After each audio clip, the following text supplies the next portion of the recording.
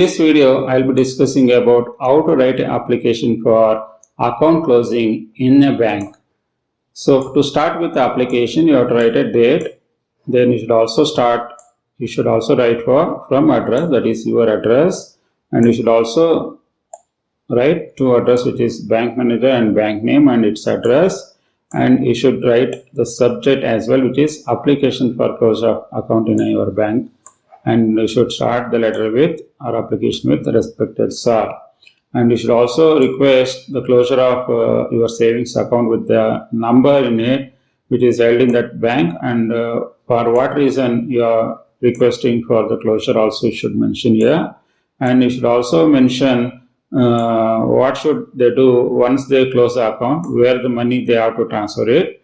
And you should also enclose the required document for doing this activity, which is account closure. There you are going to attach the copy of passport or driving license, or you will be attaching all the debit card, ATM cards, or any checks which you are unused, that you should submit along with your application. Finally, you should appreciate or thanks the bank manager for considering the request and doing the needful.